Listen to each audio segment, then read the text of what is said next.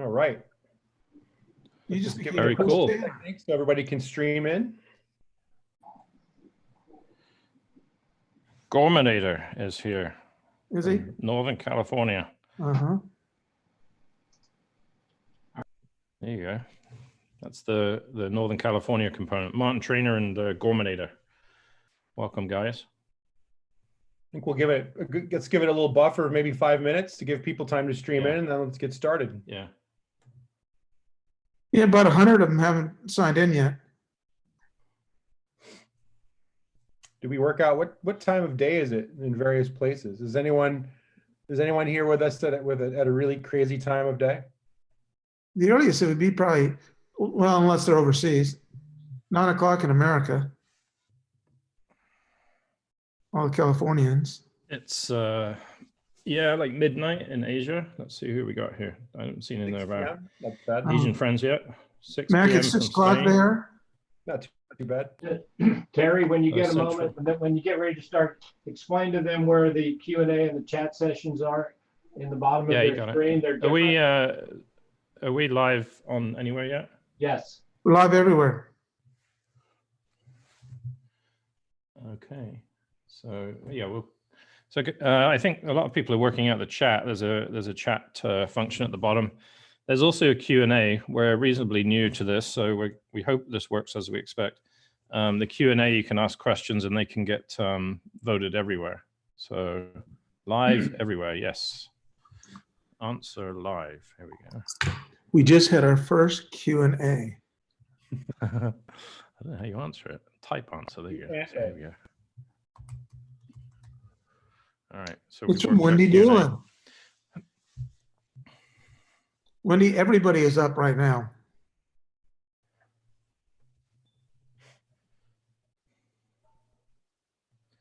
Very cool, Hoppy. So we have some great players interested in this. We got Martin on here, and Wendy is a spectacular player, and Tina is LPGA Tour winner and loves the So stuff. Wendy won it 3 times. That's because she's awesome. The Shoreline Bill. Hey, Bill, where are you in the world? Are you in California or South Carolina?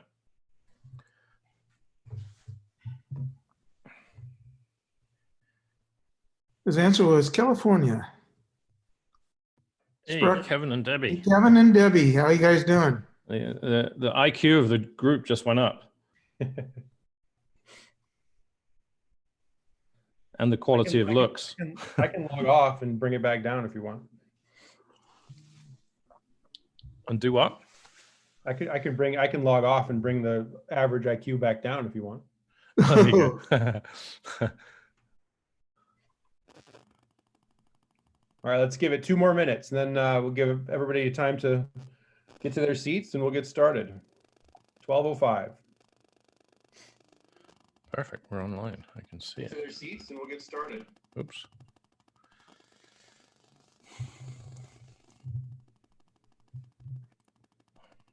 Hey, Kathy.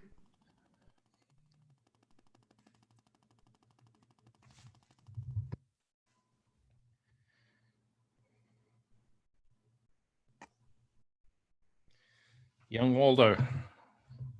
Good to see you. Mm-hmm. Where's old Waldo?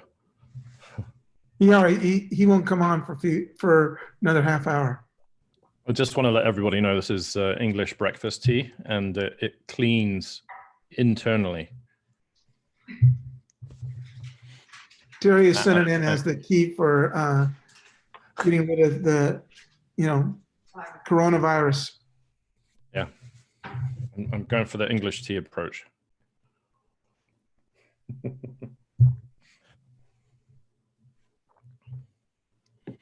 Yeah, right, Terry. See, my Australian friends are not in agreement. So we have at least 20 countries last time I counted signed up, so it's pretty good. Yeah, but now Parky's more on the right track. He's saying we should have some Penfold, not just Penfold, Penfold Grange is our particular favorite. So if anybody out there is feeling generous with their wine, They Penfold Grange. Send us a glass. All right, you guys ready to go? Yes, sir. All right, let's do it. It's great to have everybody here. I'm honestly, I'm flattered that my friends Terry Rowles and Mike Adams asked me to come help them kick this off. It's a huge subject. It's an interesting subject, and it's one that is of fundamental importance to everybody in this virtual room, and now more so than ever. I mean, everybody in this room is trying to get better. Everyone's trying to give better lessons in the format that these two gentlemen you're about to listen to are presenting over the next couple of weeks is exactly that. It's called the ultimate golf lesson, and what that really encompasses is it's the technical skills that go into being a coach. Everything from understanding data, understanding the person in front of you, and all the way to the art, the soft skills, the art of coaching. And I can't think of anybody better to kick it off than Mike Adams. I mean, everybody here probably knows Mike's record. I'll give you a little bit of the rundown in case you're new here. Mike is a World Golf Hall of Fame instructor. He's the #2 coach on Golf Digest 50 Best Teachers list. He's been on every list we've had since inception, and every list that Golf Magazine's had since inception. And he's helped more than 100, helped players to more than 150 tour wins in his career. How many majors, Mike? 13. 13 majors. And I think he's also the only person that I know who's been actively researching the golf swing for going on 5 decades now. And when I say actively researching, I mean that in the truest sense, which is not just reading some manuals or reading some papers that have gone out, but taking those papers and taking that research and putting it into practice every day on the lesson tee. And Mike is somebody who really wants to know it, which makes him a great pair for Terry Rowles. Terry's got some glittering credentials of his own. He's a Golf Magazine Top 100 teacher. He's been actively researching the golf swing for more than a decade. And he works with a bunch of tour players that you certainly have heard of. You've got Aaron Badley, Martin Trainers here watching this with us right now. And I think we're ready to get some exciting stuff started. Is there anything you wanted to say to kick it off, Mike? Yeah, just welcome. And we're going to go through basically a culmination of over 30 years of study and let you dig into Terry's and my brain to figure out how we figure out how to work with a student, create the blueprint. Terry's created an incredible algorithm. What we do is we take the screens, go through the screens and type it in, and the algorithm actually predicts how people are going to swing. So far, it's been 100%. So it's pretty amazing what Terry has done. Terry, anything you'd like to say to kick it off before I give a little description about what's coming? Well, just kind of frame it. Especially, in your position, you've talked to as many golf teachers as I have. We're going out to quite a few groups here, young teachers, probably wondering how to do a better job of what they do. And, Mike is about as good a resource as has ever been in this regard. But like you said, he's done such a good job of researching. But I think, looking back over time, I think as a golf professional, a golf teacher, what have you have to also say to yourself, well, how do I, build my career in this industry, right? And so Mike has been a role model for many in terms of, and a mentor to many who, have made it all the way to, the Golf Digest Top 50 and Golf Magazine Top 100s. Because, he keeps reinventing himself. There's nobody who's more well-versed in the technology of ground forces, or even just the technology of the day. There's nobody, asking more questions about how do we better use technology at this point, right? Which is kind of interesting because, you kind of want it to be coming from the young guns, but Mike is permanently the, first one to embrace the technology. And so that's where we connect is, the way we use the technology and try and make sense of it all. So I just think, utilize the chat function, ask questions. There's just a real depth of knowledge, not just in the mechanics of the swing here, but in how to be a great golf teacher. And, we've got at least 18 hours. I'm in no doubt that we'll probably run over at some point. So, ask questions and, the quality of the answers is dependent on the quality of the questions. So really think about what we're doing. For those of you who've done the education before, I really hope that you've been testing and trying your best with the system and then have better and better questions as you go along. So, we want this to be a community of people who can discuss, and want people to, really, like I say, get the most out of the time that we have with Mike here. And you hit on a couple points there that are really great starting points for this entire discussion. I know the three of us, we've had some chats here over the last few days, kind of about what this is.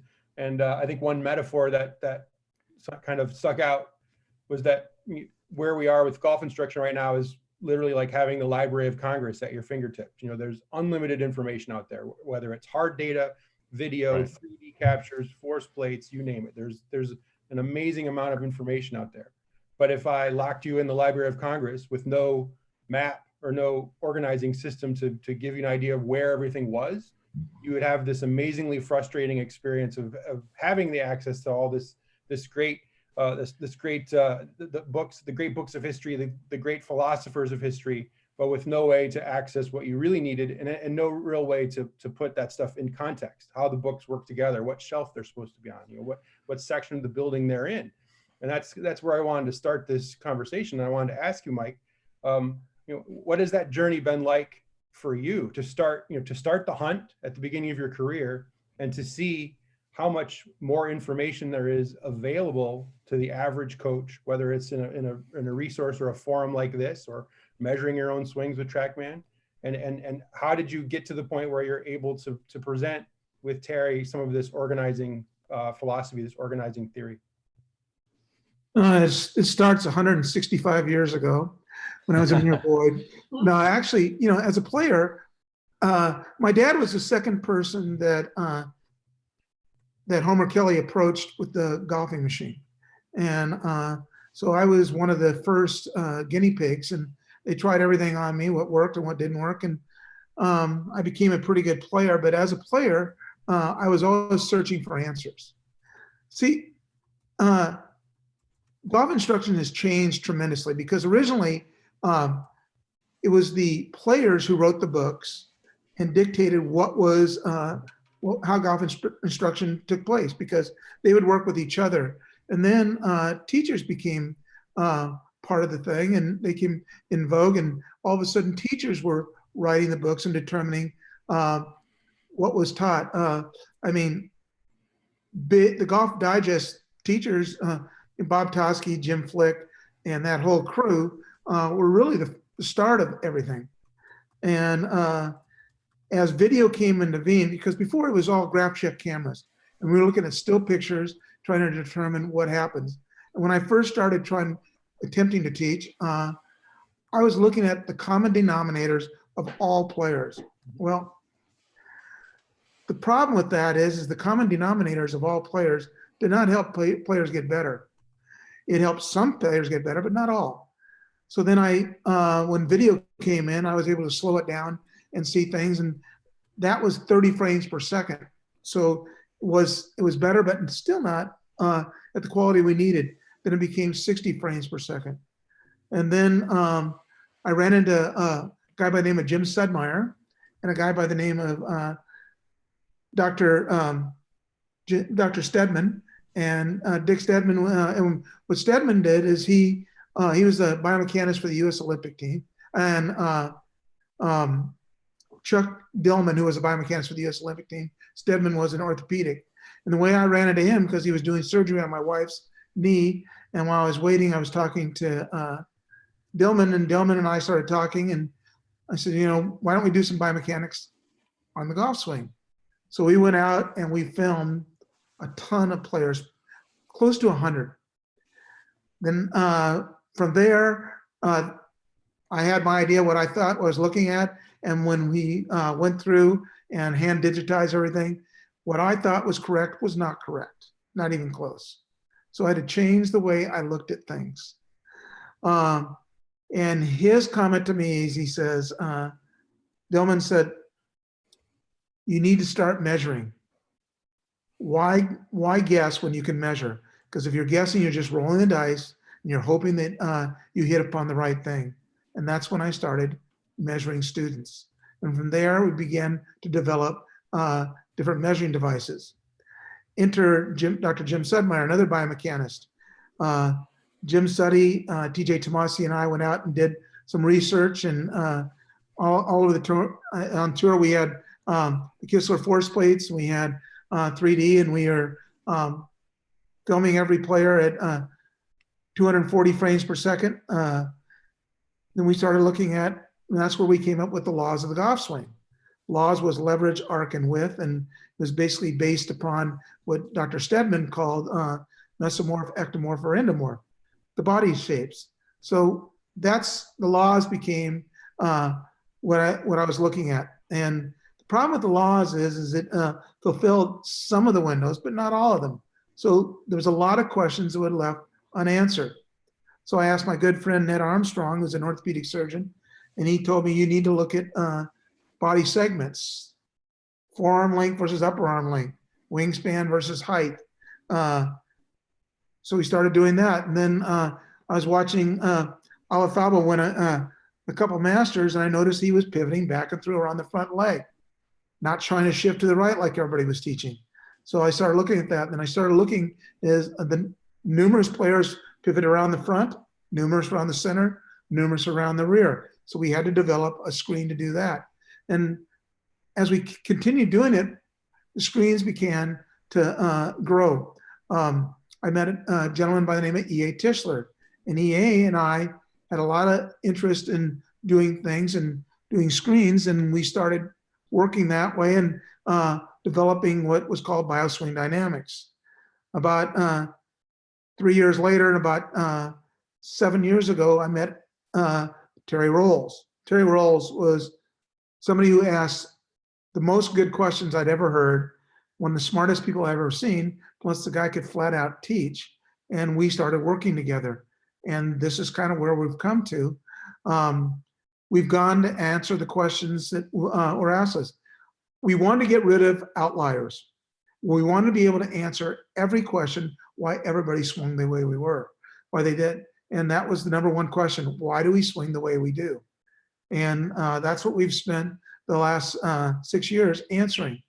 To help us in that journey, we've had people like Dr. Phil Cheatham, Dr. Mike Duffy, Dr. Scott Lynn, Dr. Sasha McKenzie, and JP Fernandez. Those biomechanists gave us insight to help us look under the hood and see what was actually happening, not our opinion. And Terry's and my job was in interpreting their information and putting it into a usable system, which is what we're going to be presenting the next 2 weeks.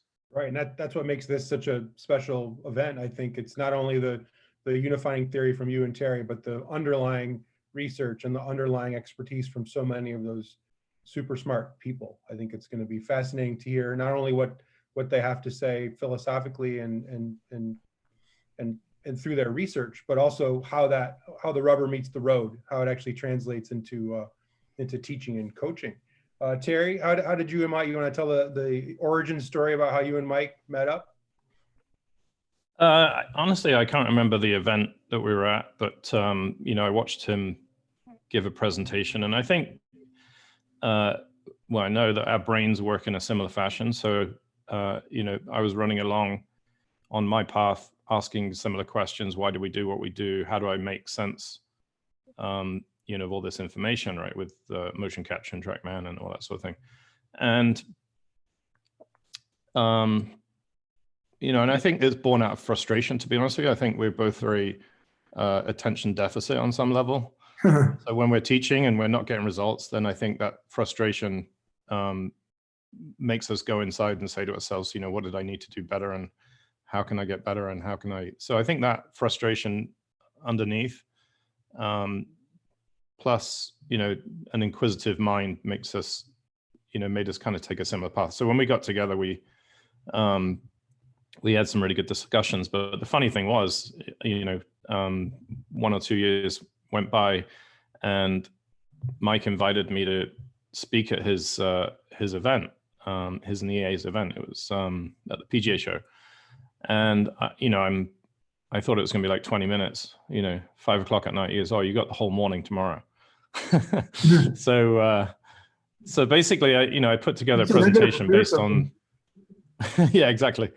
So I put together a presentation on the research that I had done up until that point. And, this is one of those, kind of serendipitous moments. It was really cool how, I went through and, the things that I'd been seeing lined up with what Mike was talking about, and then, potentially took it in a little bit of a different direction in terms of just not really a different direction, but adding more details, so, you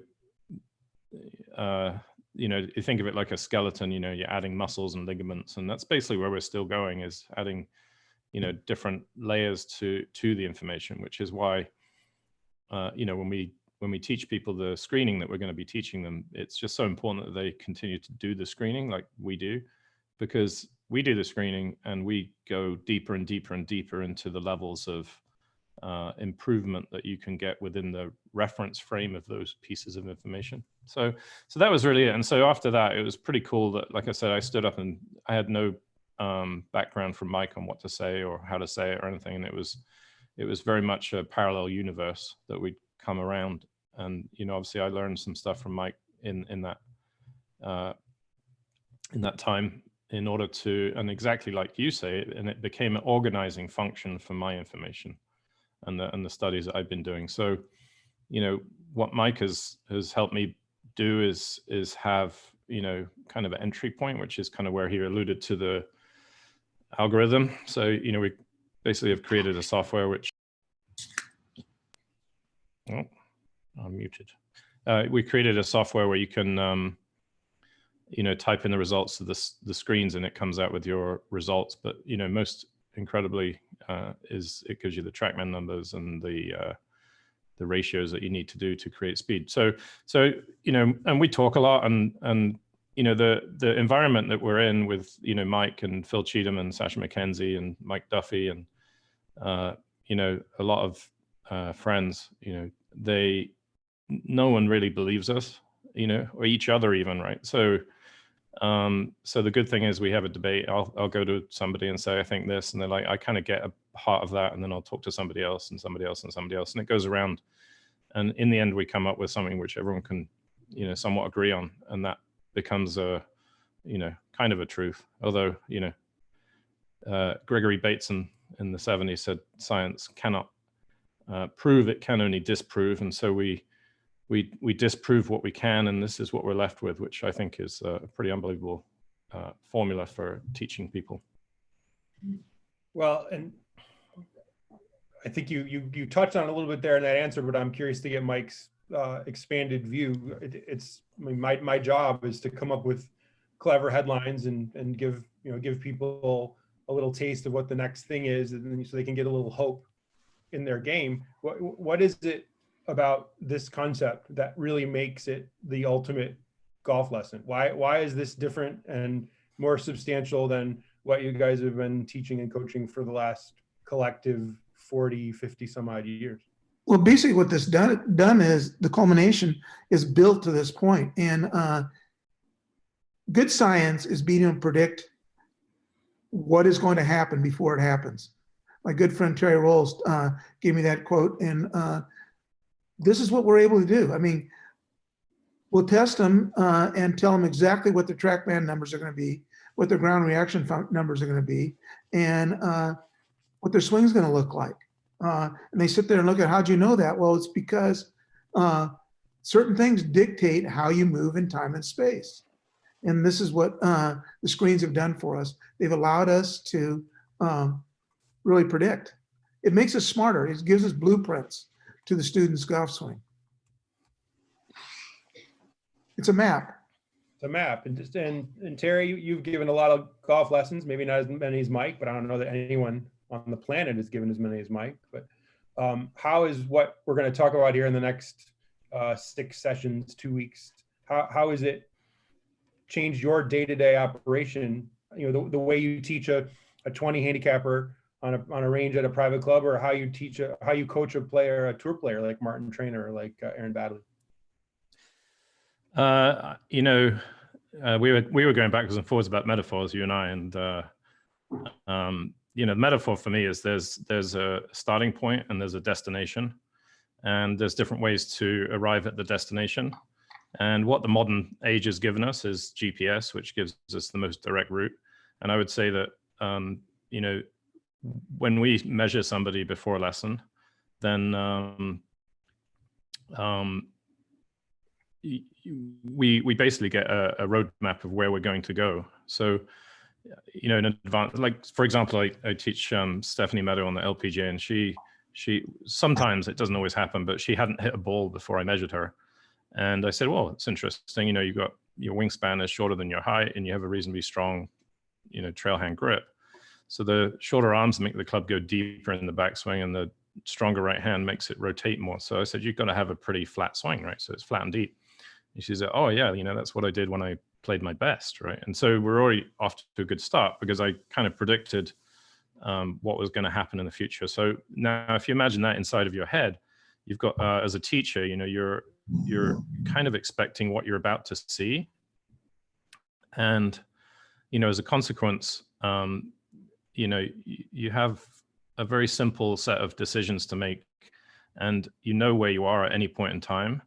And very importantly, you know, as a teacher, you also know when to stop teaching, which is actually, you know, a really important consideration. So if you imagine, you know, somebody's going to tell you a job to do, and you say, this is a job you need to do, these are the steps, and that's how you know you're done. And probably as an employee, you're going to be pretty happy with it, right? The problem with golf instruction is, you know, as it stands, is there's never been a greater amount of information out there, you know, from all the different technologies, you know, Instagram, YouTube, all that stuff is, you know, commentators on TV, everyone has an opinion, but the thing that you need if you're in the business of making people better is a clear outcome in mind, plus a path before you start. So now, all that being said, you know, Mike and I give a lot of lessons, and we're not teaching on the fly, which I found to be tiring back in the day, right? So I refer back to my original comment where I said, you know, a lot of this research is born of frustration, because it's hard work to come up with new ideas on the fly. And, you know, because we have a roadmap, because we have a system, you know, of steps that we go through, which is based on principles, not methods, then, you know, we're always, you know, ahead of the game, and very calm, and have all the steps laid out ahead of us. So, you know, because of the consistency of system we use, if you watch Mike and I teach, you know, we're pretty much going to give the same lesson, but not because we've agreed to do a lesson in the same way, but because the decision tree runs in a similar fashion, and we end up changing the things that make the biggest difference first, and then gradually refining it from then on. So that has been, you know, so you're really able to interact with the person in front of you, because your mind is clear of trying to solve the problem on the fly. And, you know, so as a consequence, you can, you know, really pay attention to what the player is saying and things like that. So that's kind of a summary of lessons now. I would say, you know, it's a lot less tiring and a lot more organized and structured than early in my career, I'd say. Well, I can tell you, I've been doing this for Golf Digest for 20 years, and I've taken lots and lots and lots of golf lessons from lots and lots of teachers, and I've watched a lot of golf lessons, and that part of it, even more so than taking lessons, I enjoy watching, because you can be more in tune with what you're seeing than when you're experiencing it yourself, because you're instead of devoting one channel to trying to execute and one channel to critique the person's performance, you can devote both channels to watching what's going on. Mike, there's a lot of people in this room that have seen you give a lesson, but there's also an awful lot of people who never have. If we're going to dig inside your brain like you described, what kinds of things would you say if someone watched you give a lesson, would they be surprised to see? And what kinds of familiar things do you think they'd see? Well, setup is everything to Terry and I. I mean, setup writes the script of how we have to swing the golf club. We work very hard on figuring out how they need to put their hands in the club, what their stance width is, what their posture is, and their aim and alignment. I mean, the orientation, some people need to be closed, some people need to be open, some people need to have more foot flare, some people need to have less, some people need to have wider stance, need to have narrower. We spend a lot of time trying to get them set up perfectly. And when we do that, the swing pretty much takes care of itself. We don't work on a lot of positions. We believe that there are two positions in golf. There's address and finish. Everything between address and finish is motion. We also believe that there are two power connections. Hands connect to the club, feet to the ground. And that's where we stress most of our teaching them how to use both of them. And do you want to give people a little taste of what some of those screens are going to look like? Just give us a 10,000 foot view of why getting some preliminary information about a student is important, and some of the ways you do that. Well, let's go through the screens, okay?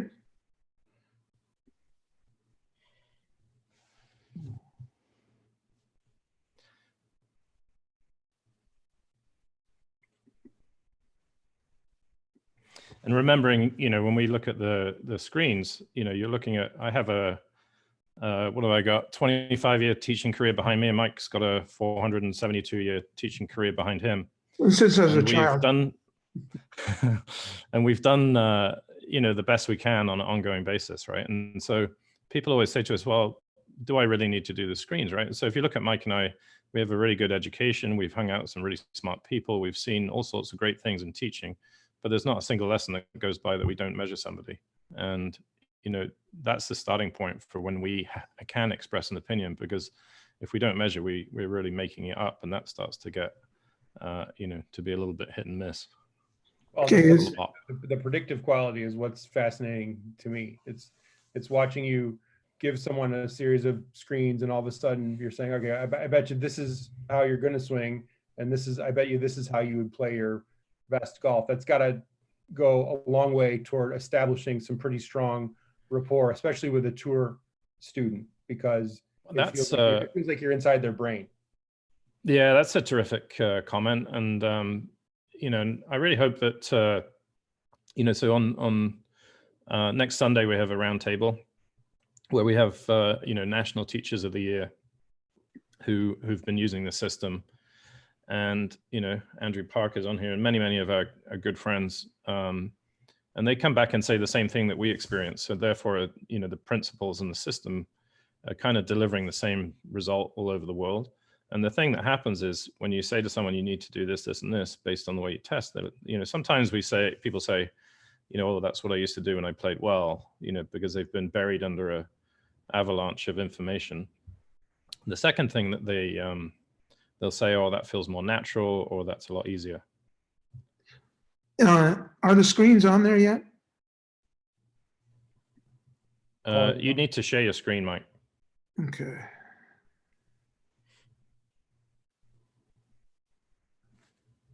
Share screen. Then hit the bottom button that says share. Bottom right button. Okay, bottom right button. It says share on it. Share screen.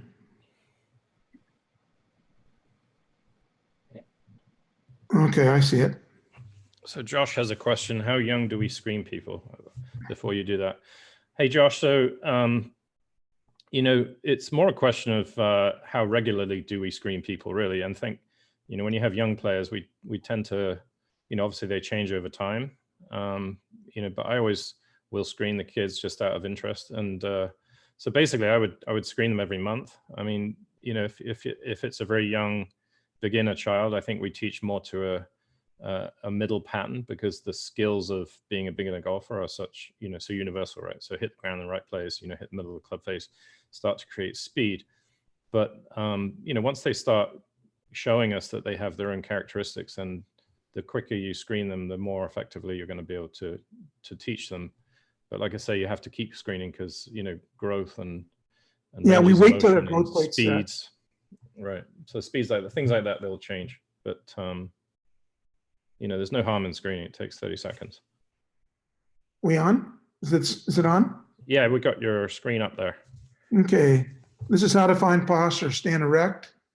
Simply bend forward from the hips while sliding your hands down your legs until they touch the top of your knees. You'll notice that when your posture is correct, your forearms and your thighs pretty much match. It always puts the top of the spine, tip of the elbow, tip of the knee, and ball of the feet in alignment, stacking the load-bearing joints.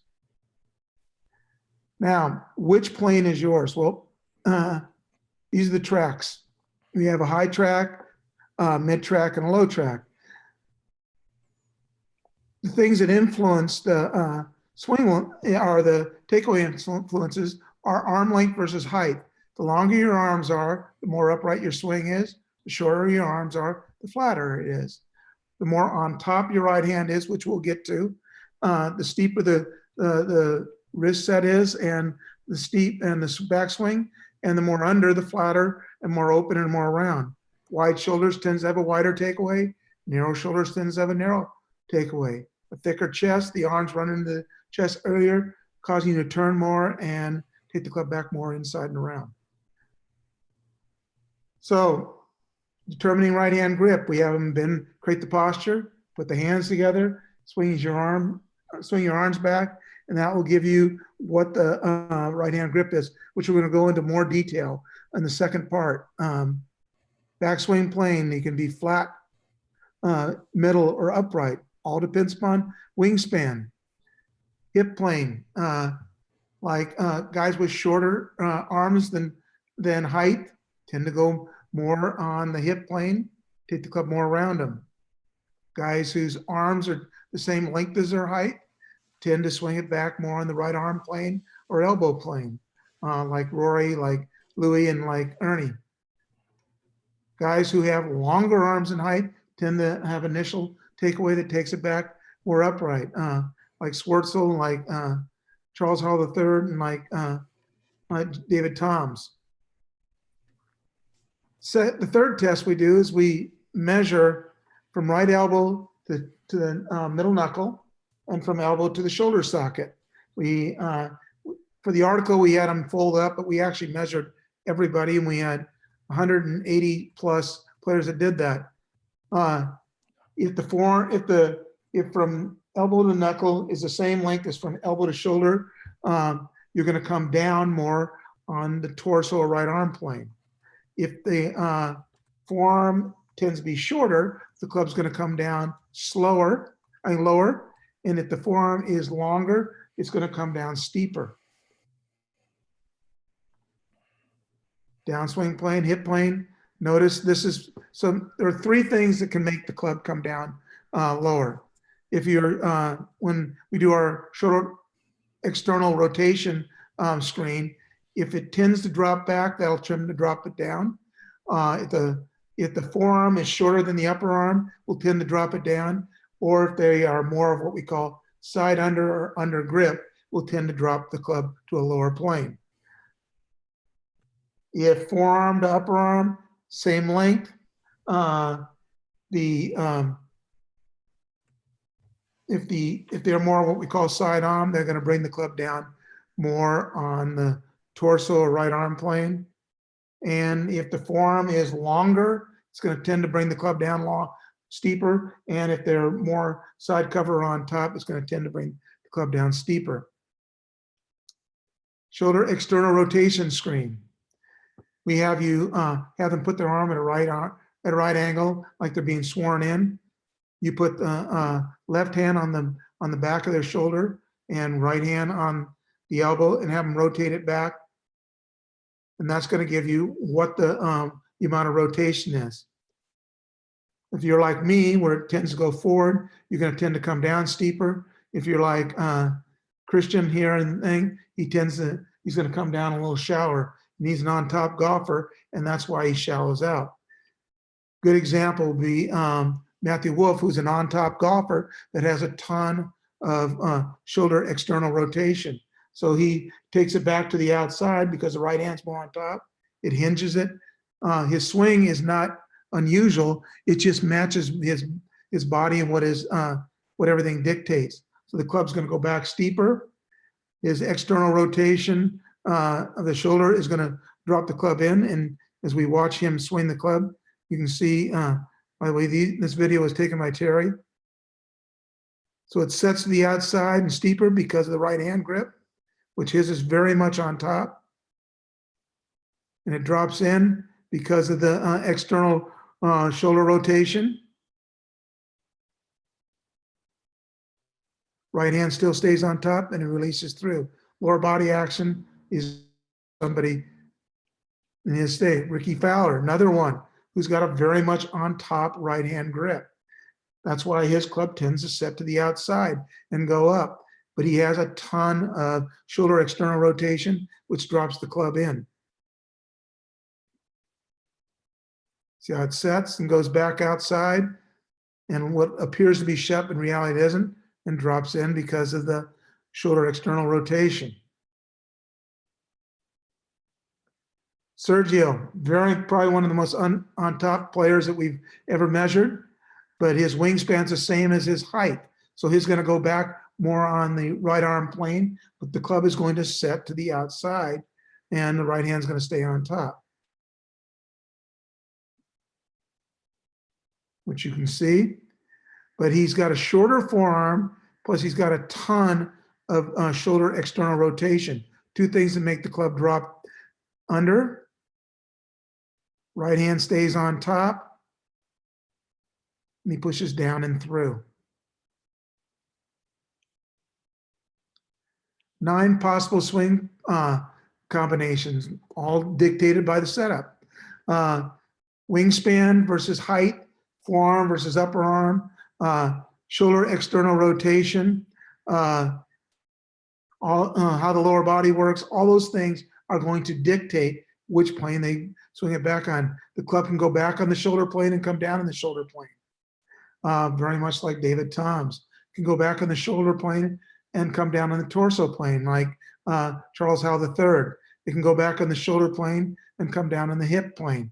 You can go back on the torso or right arm plane and come down the shoulder, like Jason Day. You can go back on the torso plane and come down on the torso plane, like Rory McIlroy, like Tiger Woods, or can go back on the torso plane and come down on the hip plane, just like Sergio Garcia. You can go back on the hip plane and come down on the shoulder plane. You can go back on the hip plane and come down on the torso plane, which is very much like the way that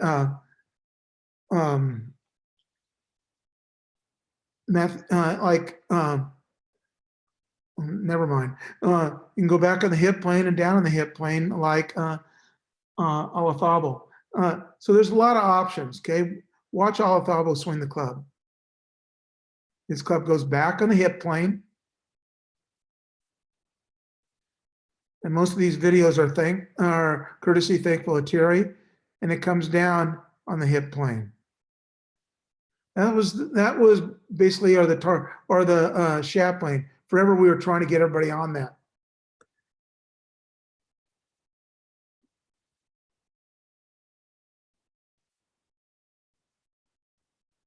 Okay, Louis goes back on the torso and comes down on the torso. Wingspan's the same length as his height. His elbow to forearm is the same length as his elbow to shoulder. Ernie Els, same.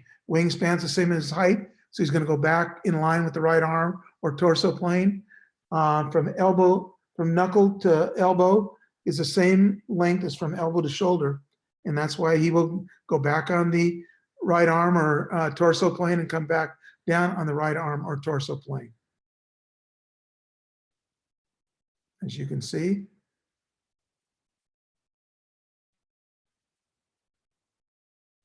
See, we like people who have aesthetically pleasing swings that seem to do exactly the same thing. They're in the middle. Now notice David Toms goes back on the shoulder plane and comes down on the shoulder plane. Great player, won 15 times. Wingspan is longer than height. Forearm is longer than upper arm.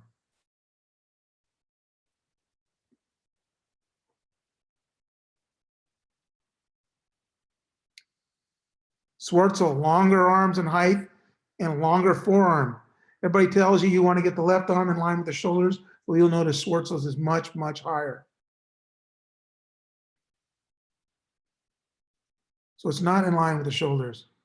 And he comes down in line with the shoulder. Most of us probably wouldn't teach that swing, but we probably should. because it allows the player to maximize their performance. Martin Keimer goes back on high torso and comes down shoulder. His arms are slightly longer than his height, and his forearm is longer than his upper arm. Plus, he's an on-top golfer, which means the right hand's more on top.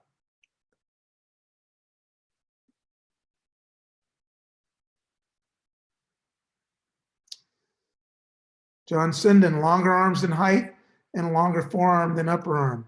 He takes it back on a new plane, more kind of the neck plane. But you notice, here's one of the best ball strikers that has ever walked the planet, and he swings the club very steep.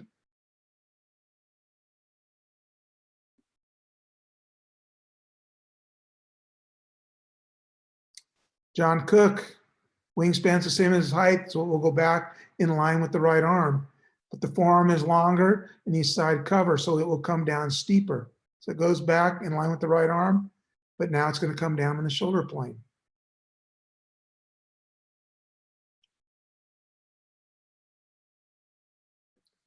Dustin Johnson, wingspan is longer than height. Forearm to upper arm is the same. So he's going to go back more on the shoulder and come back down on the torso or slightly above it. Plus he's a side under golfer, which is going to help him drop under. He also plays from an open position to help him hit the fade. So it'll throw the club a little bit more out on the downswing. So basically there's a reason why everybody does what they do.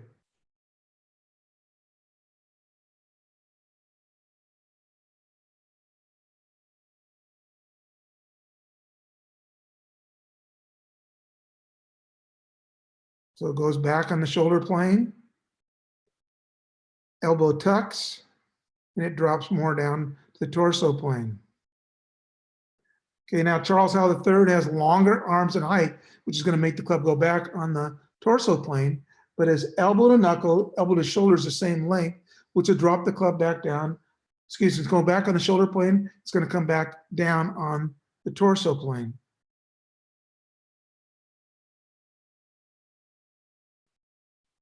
So as he takes the club back, it goes back on the shoulder plane, and watch as it drops back down and comes down on the torso plane or right arm plane. Jason Day, who's got wingspan the same as his height, takes the club back on his torso plane, but his forearm is longer, so the club's going to come down steeper.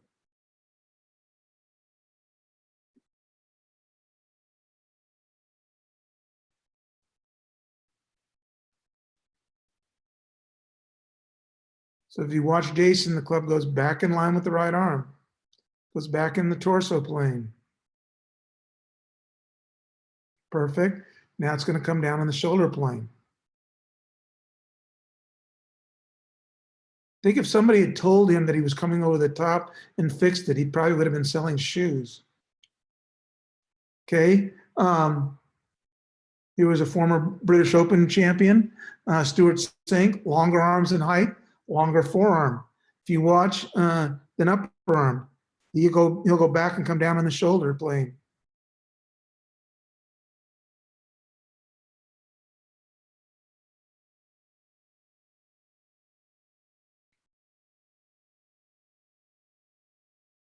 Come on, Stuart, go ahead and hit it. So the club goes back on the shoulder plane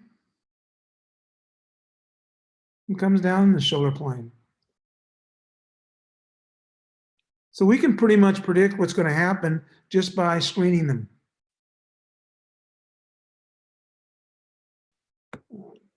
Cook, Verplank, Aaron Badley. Bads has got wingspan slightly longer than his height, so it goes back high torso. He's on top and forearm's a little longer, so he comes down a little steeper. Terry's been working with him and making him a lot better. Sergio, we've already gone through. Matt Kuchar, shorter arms and height, so the club's going to go back more on the hip plane or shaft plane, but the forearm is the same length as his upper arm. So it's going to come back down more in line with his torso or right arm. So you'll see him go back in line with the hips, and it's going to come down in line with the right arm.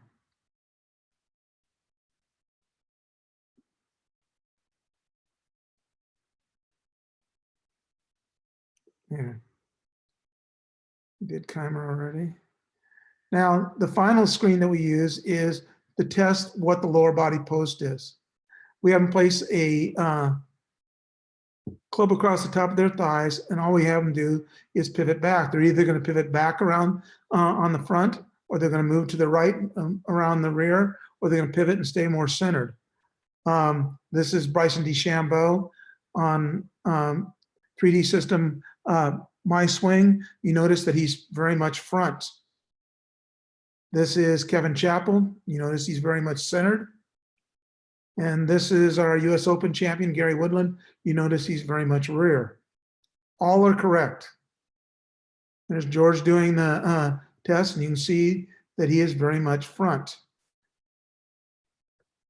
You know, everybody says you need to shift to the right to hit it far. Two longest golfers, Cameron Champ and Bryson DeChambeau, both front post golfers, and hit it farther than everybody else.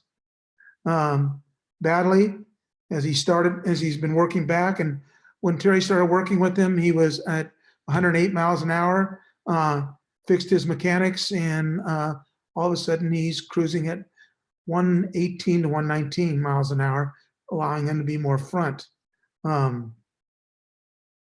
Yanni Singh, everybody looks at this and they like the one on the left better. This is her on the right. When she was on the right, she won 18 times and multiple majors before she was 22.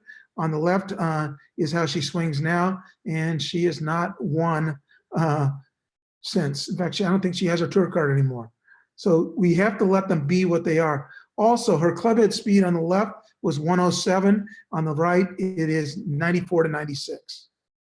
You can see on the force plates, if it only goes to, it gets to no more than 65% on the right side, they're going to be front. Sergio, front post. Charlie Wee, Bryson DeChambeau. There's Bryson.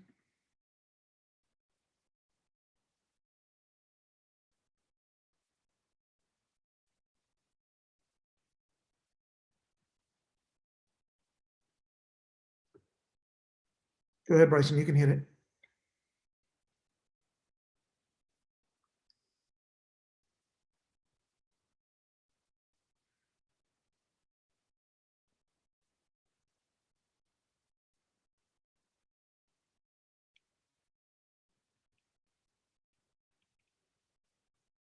And there's his screen. He only gets 54% of his weight onto the right side at his peak right shift. He's very much front.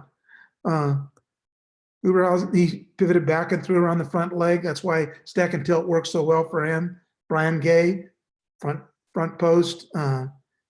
Here's one of our members at Medalist, Alex Noren. If you watch him, very much front post player. Phenomenal ball striker. Nobody hits more balls than him. I think he's got the Medalist record for most balls hit in one session.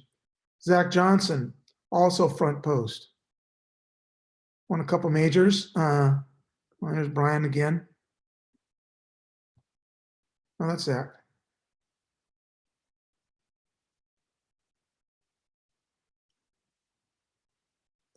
There's Brian Gay again. But what stack and tilt did is it freed up the instruction thing. It allowed players who are actually front post to play that way, and they actually got better and played better. But the problem is that there were so many players who are not front post who tried it and gave the system a bad name. So that's why we test everybody, because we want them to maximize their talent, not simply swing something contrary to how they should be. Everybody asks us the same question: why what percentage do you find front? What percentage do you find center? What percentage do you find rear? Having done thousands of golfers, I don't know about you, Terry, but it's pretty much even. What will you say? As in 1/3, 1/3, 1/3. Pretty Yeah, close. I mean, the interesting thing is, on any given day, it could be total mismatch, right? So, Right. I might have a day where I have, almost everybody's a front post, and then, if somebody watched me teach That's that only day, if you're oh, teaching them the teeter conk. he teaches stack and tilt, but another day it might be rear post, and so it comes in waves, but on average, yeah, I mean, it's a very fair distribution. Hunter Mahan was one of the top players in the world and one of the best ball strikers as a front post golfer. He hit the ball absolutely pure. He pivoted around the front leg. Go ahead, Hunter, hit it. And was unbelievable. And at that time, Sean was teaching basically a front post or like similar to stack and tilt. And that's why Hunter and Sean O'Hare flourished. But when they switched to, when he started working with Tiger and became more centered, all of a sudden, those guys did not play as well. Alathabo was a big reason why I started looking at, because he definitely pivoted back around the front and threw around the front.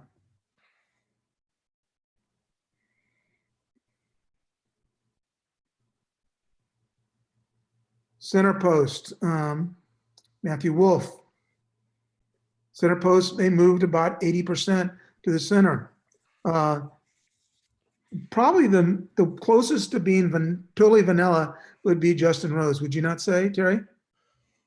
Yeah, so he, when we go through all the different tests, his center post, his wingspan is the same as his height, his forearm's the same as his upper arm, and his grip is side on. The only variable which stands out with him is he doesn't have a ton of rotation at impact, and so from a 2D video, it looks like he throws it a little bit, but from our standpoint, we'd let him have that release that goes out a little bit.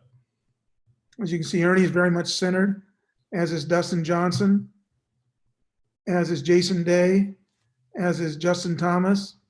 Thomas Peters, we were very fortunate. He's another, we've got to measure most of these players, and I've known Thomas since he was a freshman at the University of Illinois. And Thomas is side cover and very much center post.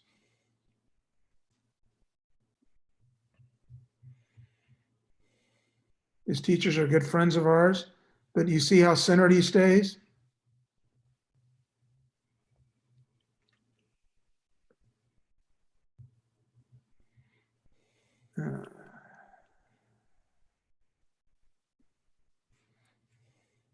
Rory and Jason Day, you can see how centered both of them stay.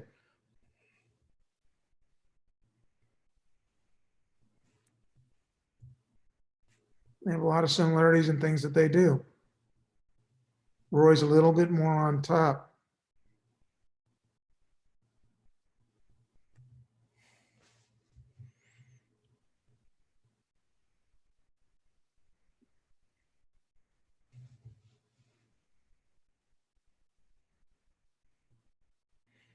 Swartzel, very centered, as is Tommy Fleetwood.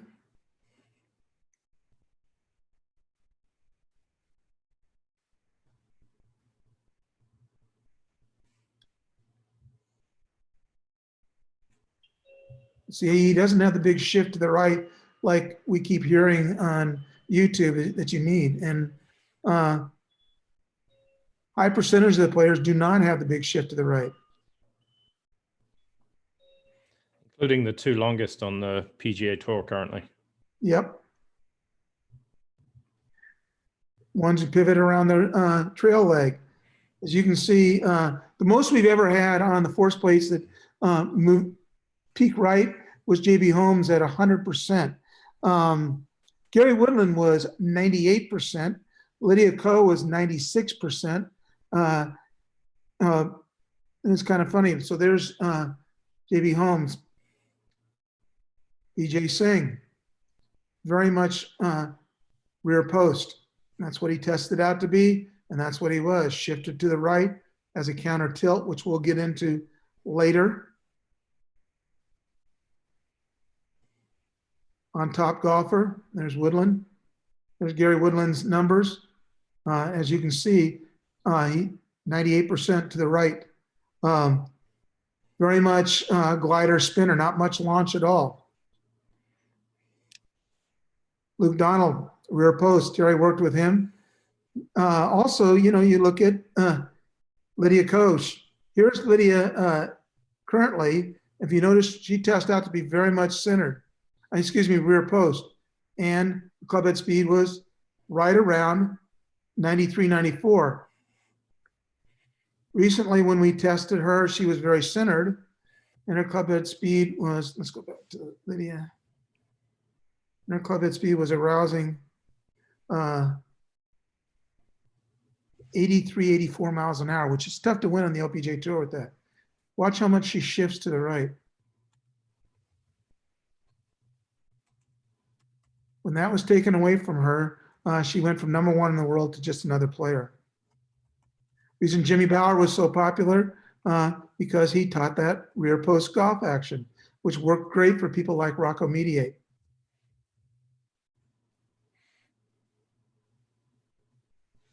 Shifts to the right. Watch Luke.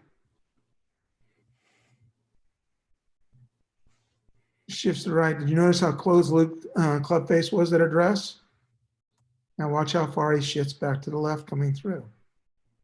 And then launches up.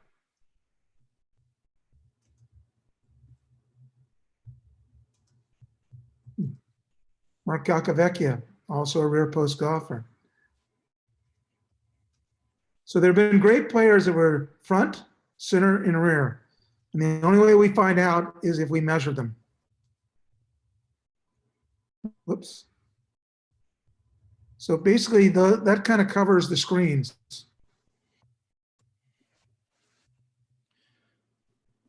So where is Chris here? So click stop sharing screen there, Mike. Okay, I will. There you go. And this is really like So- going into pit road on a NASCAR race or in a Formula One race and looking under the hood and explaining why some of the cars are operating at peak performance while others are less so. I mean, this thread kind of explains some of the difficulties some tour players might be having or some coaches might be having. Or any player, in fact. Well, I mean, it's a tuning issue, isn't it? I mean, Yeah. call it at the elite level. Well, basically all that was, I wanted to give a brief introduction. We're going to go into more depth with everything, but I just want to show the people who are just watching that these are the screens, these 6 screens that we use. And this is what really draws up the blueprint of how we need to work with a student. And like you said, looking under Sorry, go ahead. The effect is you got to jump into the mud and start rolling around, right? Because, you know, my experience is, you know, some people, they'll say, oh, you do these screens. I don't agree with them. And like, well, have you ever done them? No. So, you know, once you start filtering your perception through these screens, it starts to become really apparent that people really want to move in the way that they're designed, and they get a lot better doing it. I think, you know, it's interesting. You know, we also have a sequence that we like to do things in. So, you know, we do the testing, and then there's a certain sequence that is emerged out of this. It wasn't chosen; it just became that way through, you know, best practices and and having the feeling that, you know, you don't want to give a bad lesson, right? So it's the pride in your work, and so, you know, we've already a lot of the time, you know, we're already getting people a lot better by you know, fixing their trail hand grip and their post, you know, a little bit of aim, stance width.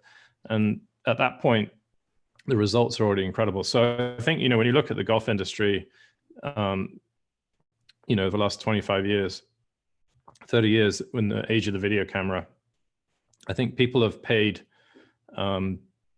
almost too much attention to the shape of the swing. So Mike's talking about the shape of the swing, but if you just let someone, set up correctly to their style, it goes there to a great degree. And, we don't talk a ton about telling people where the club should go. We just let it go where it wants to go on some level. And it ends up being an exact match for how their physiology is, predicted it in advance.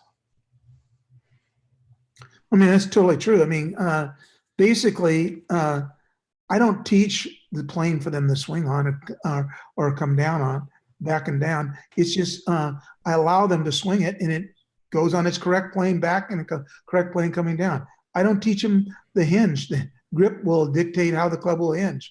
I don't try to force them to be front, center, or rear. I just allow them to be what they are. And the key thing is when we allow them to be what they are, they actually hit it better. I mean, how many times have we been told, that's the way I swung when I hit it the very best? Yeah, I mean, that's got to be a liberation, I would think. I mean, yeah, and I think so if you look at the sequence of events, I mean, people obviously have varying degrees of, matchups to their style, so good technique or bad technique for themselves. And, if somebody comes and we tell them what to do and they actually do it, which a lot of people do, then they get better very quickly. But the majority of the coaching time, so after we've taught them and told them what we want to do, a lot of the coaching time is spent unteaching, the common good of the golf industry, the common opinion of the golf industry, right? So we have to shape people's opinion, right? So I don't want to rotate around my front leg because I want to hit it far, and that's not necessarily true for everybody. And so we have to just make sure that they understand that there's a natural way of doing it. And we usually give them good examples and experiences that kind of show it to them pretty quickly. Well, I imagine the vanity of it has to be a piece of it too, because there's tour players that just don't like the look of certain things, and they're either trying to fight themselves into a look or fight themselves out of a look, and the reasons might be a little tangled up relative to what they should be doing to hit the best, I would imagine. Well, aesthetics has become too important in the golf swing. Everybody wants to look a certain way, and in reality, function is what needs to be the most important. How the swing functions and how it hits the shots. That's all we care about, is getting them to hit it better so that they can play better. Yeah, and when you look at the lineup of what's coming here over the next few sessions, I mean, that's all where this is headed. You guys are going to touch a little bit on the grip in the next session today. I mean, the lineup is pretty amazing. You want to give a little preview about what we're going to be talking about in the next session? Yeah, we're going to explain how we test for the grip and the two grips. So one of the cool things is we have two different tests for the right hand and the left hand. We've done a lot of research in terms of what is it that actually controls the golf club, and what do you have to do about it. And so the consequence is that people end up with different shaped swings, and they end up with a ball flight that suits them more than a different ball flight. And so in the kind of launch monitor age, we've seen people get worse because they try and hit a set of numbers that doesn't necessarily suit them. And so what we're going to do is we're going to show you how we did the research and show you how we come up with the idea that Brooks Koepka's numbers are exactly right for what they should be, and how Dustin Johnson, who hits up on it, for example, is perfect for Dustin Johnson. Brooks Koepka hits down on it, he's perfect for Brooks Koepka. Cameron Champ, to some degree, has almost changed the way that Ping want to do their fittings. They have a chart of optimized ball flight numbers now for all coming golfers, and we've been presenting that for a long time. And now not only do we present that different golfers have different attack angles and what have you, and spin numbers and launch angles, but we also tell you how to find out which player should be which one. And if you're a player like, for example, Cameron Champ or Brooks Koepka, who hits a flatter ball flight, then we also teach you, if you don't hit it as far as them, to be practical, we teach you to draw it from a close stance, for example, which basically increases the attack angle. So a lot of times these days people make mistakes, hitting up on it using just their swing, right? And so consequently, they mismatch their style. So basically the grip will match up to, your swing direction, your attack angle, It'll affect your hinge. It affects where the elbow will be delivered. It's very fashionable at some point to get the elbow in front of the hip. But if you look at, Hogan, Snead, Rory McIlroy, Patrick Reed, the elbow comes down beside the hip as a part More of behind the it. Yeah. release mechanism, right? And so we're going to go into great detail and teach, the how we test and the effect of your natural physiology on how that affects the golf swing. Speaking of that, there's a couple questions that have come in. Steve Foisey has one that's related to that, which is, where does a physical screen fit into what you're describing here? Meaning, can a player actually move his or her body in the way that's prescribed according to some of these the measurement screens? Well, I think the important thing to understand is the way that we do screening is to find out what they can do, and so that will show up in the test. It's built in. Mike and I are golf teachers, and we're in the business of making hit the ball better, become more consistent and score lower. So we test them to see what they can do. Which, going back to your metaphor about a Formula One car, we then work in conjunction with fitness trainers, who quite a few of them are on here. Who are very much experts in that field, and they test them. And so in regards to the swing shape and style, it usually doesn't change.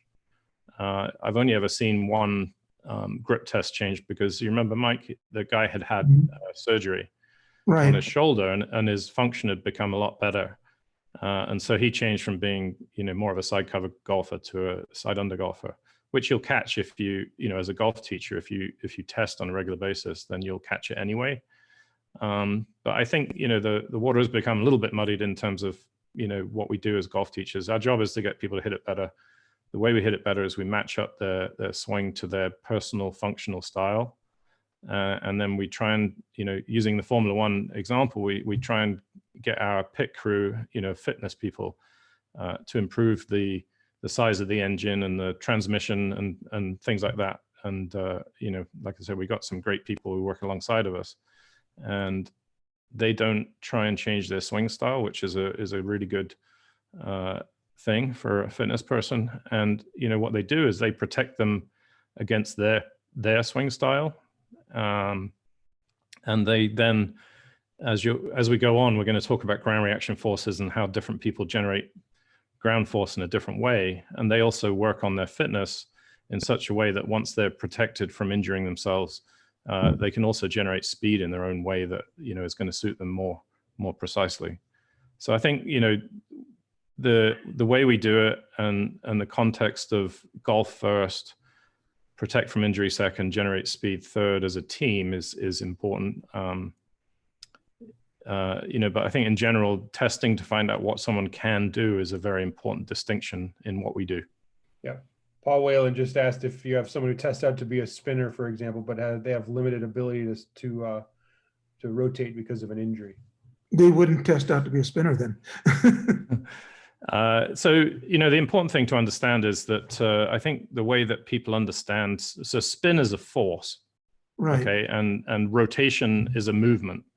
And so the pelvis in a golf swing reaches its maximum rotational speed when it gets parallel to the target line on the downswing. So the actual range of motion that they go through as a spinner is actually pretty small, and they generate the force in a small space of time. So that's a question more of force development. The way to think about that would be if you're on an ice rink and you try and rotate, your feet are going to slip, right? So that force happens actually very, very early in the downswing.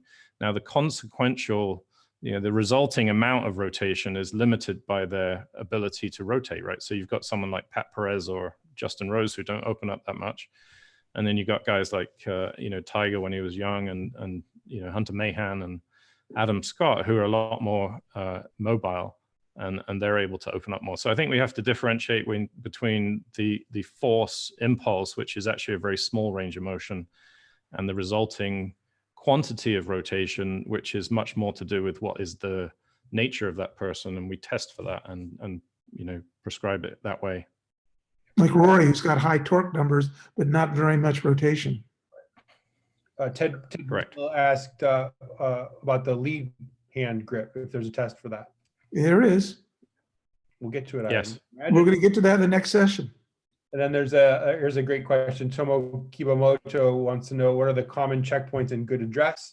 Does weight shift affect how a player should set up? Is there any predictor from physical screening on setup? We kind of want to get rid of the word weight shift. I thought that I'd tee that one up. I mean, basically, we're going to get out of the 70s and get into the 2020s. We're going to start talking about ground reaction forces, how we use the ground to see. Everybody thinks of reaction forces and not the ground reaction forces. The reaction is what we're doing, and the ground react. I mean, there's a force that we cause one thing to happen, and the ground responds and causes us to do the opposite. We go up not because we jump, because the ground has pushed us up.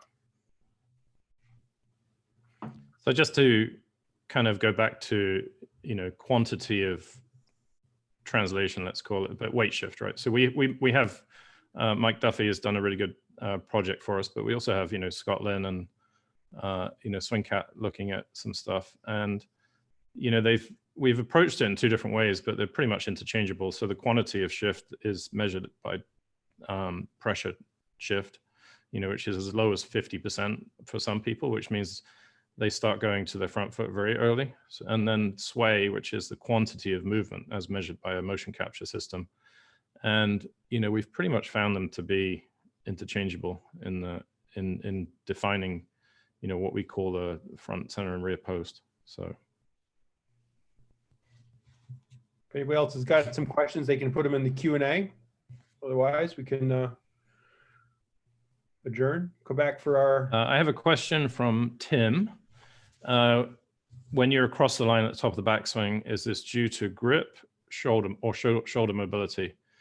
So the question to me sounds like there's something wrong with being across the line, which is not true. So, if you look at Rory McIlroy's Summer Mat across the line, Jack Nicklaus, many unbelievably great players. Bryson DeChambeau is a great player who's across the line, who are across the line. Now, I'll rephrase the question. What are the elements that contribute to someone being across the line would be a better question. And, it would be grip. So the trail hand grip has a big effect, which affects the trail shoulder. Mobility starts to throw a bit of mud in the water. I think, if it was just trail hand grip and somebody is, a very average, athletic person, let's say, then that will end up with being laid off, like Martin Trainer, for example. But, when you start getting somebody who's a little bit larger, if we refer back to Mike's book about the laws, somebody who's a bit broader across the chest is going to turn the chest much earlier, which gets the club deep early. Like JB Holmes, for example, who then will lift it more to the top. So that will contribute. So we'd like to have a predictive function of what makes someone across the line and laid off.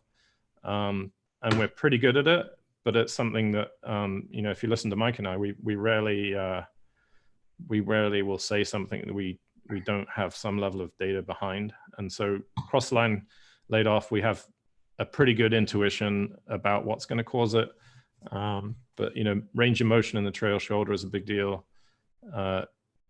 Thickness of torso and trail hand grip would be the biggest variables. Kathy McPherson followed up. She said, I find a common element that affects across the line is trail hand grip and the player letting it go. Do you find that grip alteration might be something to consider? That's an interesting one. I think, letting go is again, I haven't got a system behind that to answer that, but I would say, if you watch Sergio Garcia when he had the grip yips, and Sergio has a terrifically, weak trail hand. And that, if you look at it even now, he puts it on weak and then he kind of regrips it a few times. It goes stronger and stronger, and then it goes weaker and weaker. And then the last regrip is where he should be.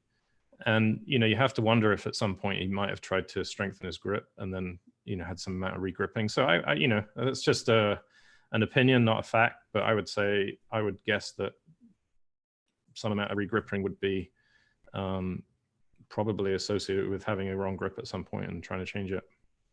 Tomo followed up the question by asking if should you be teaching an address, centered address, as opposed to favoring one side or the other? Pressure. That's a really good question. So just talking about Aaron Badley, he's a front post golfer. He prefers to feel just a tiny bit of pressure on the front foot when he sets up, which kind of triggers him to pivot around his front leg. You know, I would say, Trainer, what do you feel? He'll come back to us. I think, you know, on average, from what I've seen from pressure, people are really close to zero. I mean, some slightly left, some slightly right. As we know, there's forward presses and there's bumps and there's all sorts, you know, so, Henrik Stenson has a big sway. I think there's, you know, around that area, there's a lot of kind of noise. But I would say, we don't like to say this too much. On average, it would be pretty small off-centerness at the start. I think Trainer fell asleep. Ralph, this has been a any more questions? Kickoff here. There's more coming on the grip today, and then just to give you a little preview of tomorrow. Tomorrow is Dr. Phil Cheatham in the morning, in the first session, talking with Terry on the science of the grip, and then in the afternoon it's Dr. Sasha McKenzie with some more rate of closure information. So there's a lot coming, and it's like college. Got to keep up, or you're going to fall behind. You know, is it what 2 o'clock where Terry and I are going to go on and really go into depth about the grip? I think the interesting thing is, you know, for people that are watching this on Facebook and YouTube is, you know, they're saying to themselves, I'm not sure if I believe what these guys are saying, right? Which is exactly the questions we ask ourselves on a daily basis. So, you know, we'll come across something that seems like it's a pattern, and we, you know, we'll have someone test it, right? So for example, you know, Mike had some incredible observations about the grip, did some testing, came up with a test, incredible results. I had some intuitions about the grip, did my own testing, but then we formalized the testing. We brought in, you know, Phil Cheatham and Sasha McKenzie to measure it and tell us exactly what's going on. So now we have no doubt about the grip because we've both tested it exhaustively ourselves. And then we said, you know what, this is an unbelievable thing. We need to find out what's actually happening here and measure it. And so that's where, you know, today we're going to talk about how to test it, you know, the predictable outcomes on shot making and swing shape. And tomorrow Phil's going to talk about how, you know, we were able to design a way to measure the golf grip, and thereby we're able to measure the outcome of a grip and the effect that it has on the golf swing. And Sasha is going to talk about the effect that then has on the, you know, more of the kinetics side of it, which and rate of closure, which is very predictable. So, you know, you're kind of moving along with us in the way that we move along in terms of we have experience, we see things happening in a predictable way, and then we use smarter people than us to test out our hypothesis. And in the grip day tomorrow, you'll find out how we were able to do that and now have some pretty amazing data. Yeah, and for the people watching on YouTube, you can find information about the rest of the series at ultimategolflesson.com. There's great stuff coming from Mark Sweeney talking about his Game Forge system, which is how coaches actually measure what tour players, what their statistics are, the underlying stats that go into a tour player's performance. We've got a great roundtable with lots of PGA Teachers of the Year from various countries, LPGA, PGA Teacher of the Year, Canadian Teacher of the Year. There's a lot coming, and there's a lot to look forward to for sure. So I think as a career golf coach, you know, the panel is going to be really exciting because we've got, you know, national teachers. Every single one of those national teachers, including you know, Kevin Kirk, who's doing some incredible work. You know, at the cold face, as it were, at the cutting edge of you know, instruction with PGA Tour players. And you know, based on the stats from Sweeney, he's getting some of the best results out of any coaches on tour right now. And so what they're going to tell us is how they use this information and how they fit it into their coaching. And you know, the direct relationship between the stats and how that impacts the on the ground coach. Yeah, how did they apply it? Do Like, that did they believe us? You know, did they believe Mike, you know, early, and how did that process go, and how did they integrate it into their own coaching, and do they do testing, right? So that's a big deal. We also, you know, I think the state of the union of ground reaction forces is interesting. That I think, you know, if you were to be a golf teacher and you buy a force plate right now and you have no real understanding of what to do, then it's really hard to make sense of it. But if you watch Mike and I teach using a force plate, we have, you know, a system that is hugely contributing to us increasing clubhead speeds by a lot. And, you know, we've got Mike Duffy, JP Fernandez, and Scott Lynn talking about the different viewpoints and how the system fits together on ground reaction force. And, you know, I've heard a few interviews recently where people say, you know, force plate's a waste of time and this and that. But, you know, for us, it's a vital part of the cog, you know, the machine. And, you know, we only touch the ground in two places, or touch the world in two places, which is, you know, the grip, which has a huge effect, and at the ground, which has a huge effect. And those two things interrelate. And so we got 3 sessions where we're talking about ground force, and Mike is the grand poobah of ground force. You know, he's been working with force plates for 25 years at least. Actually has a tattoo. So there is, a tattoo of that. yeah, there is so much sense to be made of it. Tattoo across the but lower back. Nice. yeah, but it's customized, right? Which people don't realize that each person has a different profile on a ground reaction force plate, and we're going to teach them how to work that out because it's terrific benefit. We're back at 3 o'clock or 2 o'clock. 3 o'clock. I misread it on the grid here. It's 3 p.m. from 3 p.m. to 4:30. Perfect. Thank you to everybody. And if Paul Wayland had one more question with front, rear, and center posters, do you see pressure increasing slightly to front leg before the swing starts, or with just front and center posters? Let's cover that, and then we can adjourn. Yeah, so we've done a study with. I mean, this is a big answer, but it's hopefully going to get people excited for next week's session with Mike Duffy. So what we see is, you know, front post golfers. Almost everybody. I mean, everybody I've seen has some amount of movement to the right to overcome kind of the inertia of the setup position. The timing of when they move back to the left is different for the posts. You know, so someone like Aaron Badley moves left when his club is parallel to the ground already in the backswing, whereas somebody, you know, who's closer to being a rear, Martin, is going to move left a little bit later. Now, all of the mechanics of the lower body and the way in which that person uses their pelvis and their knees is different according to their post. But just to answer it like that, the timing of when they move forward is unique to their tested post style. And Mac asks regarding posture, would shorter wingspan affect forward bend more? Well, it's actually going to affect more knee flex.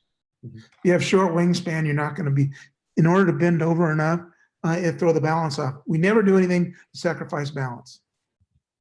And You Melissa, increase knee flex as you go down. Melissa Ziabo, the Mhm. length of arms dictates the plane on the backswing, and the length of forearm dictates the plane on downswing, as well as external rotation. For They the downswing. contribute. Contribute. It's Okay. part of a puzzle. Great. I think that's Yeah, it. I mean, just for, again, we're here to kind of overview. So, you know, Mike did some great work with Doc Suddy and others in the 90s about laws of the golf swing. And someone actually asked earlier, do you still use it, Mike? And I kind of answered for you to say yes. And I do, no, but it's gone beyond. Yeah. So, but what is a fact is that when you have a backswing, you have width, depth, and height. So the 3 dimensions of the backswing. And, you know, the wingspan will affect the depth. You know, they will go slightly deeper. The longer arms are going to go slightly down, you know, more down the line. But there's, you know, thickness of chest. There's grip style associated with that, which we'll give everybody the formula later on. And for the folks who are coming to the next one, it's they're going to get an email link, Zoom link, correct? Yes, you're right. Excellent. And if somebody's watching it and wants to sign up, ultimategolflesson.com. And, you know, just for everybody's information, all of these sessions are being recorded and they'll be available for a month. So it's almost impossible at this stage. I think some golf courses are reopening, which is really good news. And, you know, so people can watch it around their schedule. All webinar attendees will use the same link they used to get in this event. Okay. Good. Great The talk, voice guys. from the sky, Chris Taylor, who's, thank you, Chris. All knowing. Chris, you're looking good though in that square. Somebody's got to look good in this group. So, Well all done, right, everybody. guys. We'll see everybody at 3. See you by 3. You going to go and play 9 at Augusta there?